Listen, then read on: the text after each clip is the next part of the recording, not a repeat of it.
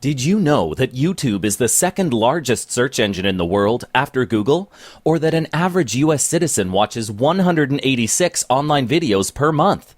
The truth is, we don't watch TV like we used to. YouTube is replacing TV nowadays, as you can see in your daily life. But more importantly, you need to be aware of this fact if you want to promote your business in the most effective way with the lowest costs. You see, videos can be used to promote your products or services, to educate your customers, or to entertain them. However you use videos, they can bring more clients through your door. And if you're not using videos, then you're actually losing customers to the competitors who are using them. In the end, it doesn't matter what business you are in. You can benefit from using videos in your promotional campaigns.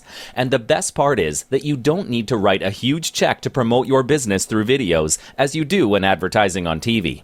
So, in your opinion, which type of video could help your business the most?